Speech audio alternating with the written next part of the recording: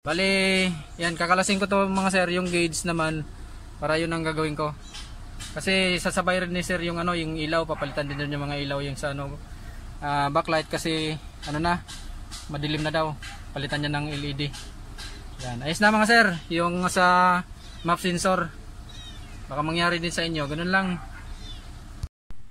Yung mga sir, bali ito yung sa adventure na 4063 yung ginawa ko rin yung ano, yung map sensor, yung mass airflow sensor niya.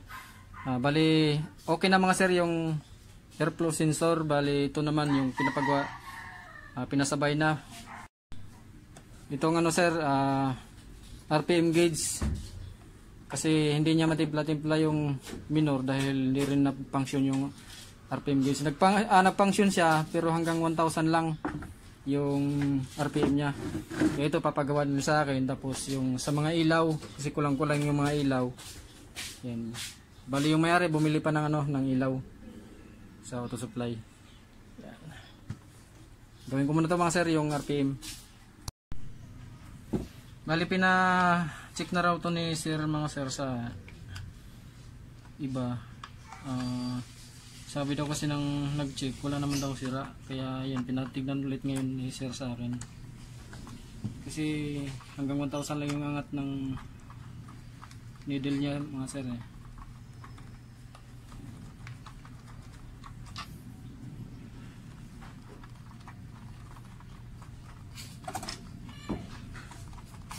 RPM lang naman may problema sir eh. Baka may pisa lang na sira, hindi lang napansin nung dating gumawa, dating natingin ito.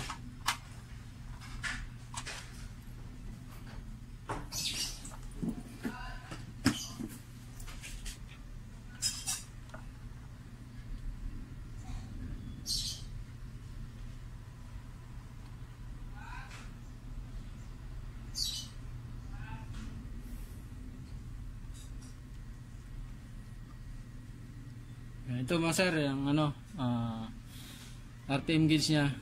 Hindi lang siguro na halata ng ano mga sir, yung nung dating tumingin nito, hindi niya napansin sunog yung kapasitor. Yan, dalawa, bali yan yung papalitan ko.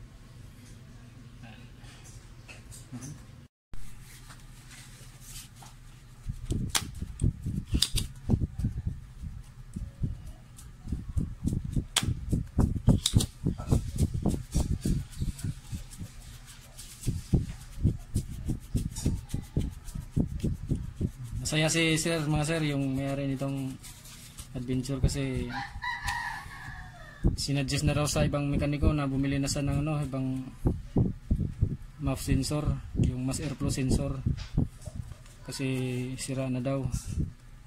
Kaya nung binuksan ko ngayon kanina, hindi naman sira. May mga ano lang, may mga kailangan lang irihinang, kasi kinain ng corrosion yung dating mga hinang iba. Siyempre sa init, ganun yun mga sir eh. Yan, masaya yung may-ari mga sir, kasi hindi na siya makabili ng bago. Malaki matipid niya, kasi mahal din yung bagong map sensor eh. Nasa 4,000. Kasi sir, bali papalitan ko ng bagong kapasitor yan. Ito bago na yung nakalagay, hinangan na lang.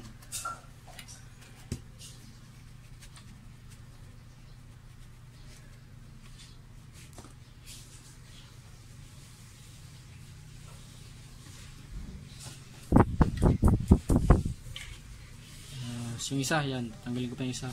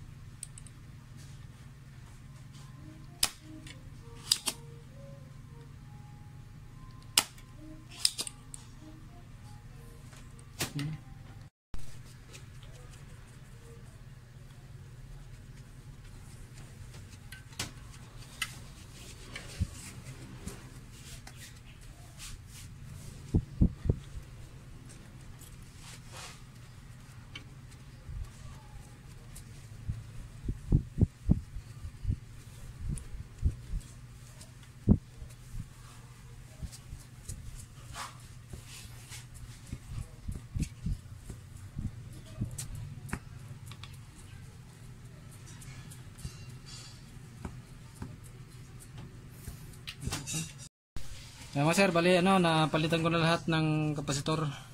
Yan, bago na lahat. Ikakabit ko na lang to doon sa ano, panel gauge. Kasi, habang hinintay ko pa yung may-ari kasi bumili siya ng ilaw. Para isabay niya dito.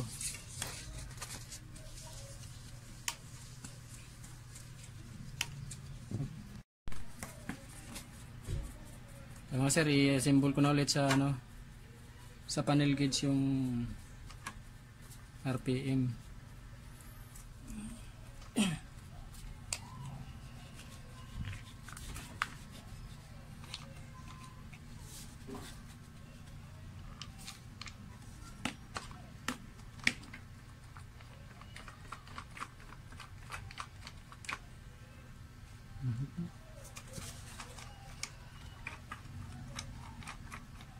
Tama sir, bale na-repair ko na rin yung RPM gauge ni sir. Yan, si sir. Yan. Sir, ayan na. Ayos na yung RPM ni sir. Yan. Napalo na sa taas.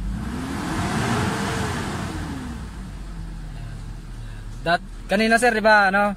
Hanggang 1,000 lang. O, zero. Tapos pag saka lang siya na akyat sa 1,000 kapag ka, ano, pag nag-revolusyon. Ngayon, minsan wala talaga. Minsan wala daw talaga, sabi ni sir. Yan. Ngayon, pwede na pasagarin ni sir sa size eh. Putol tayo pang belt yun. Timing belt. Yan.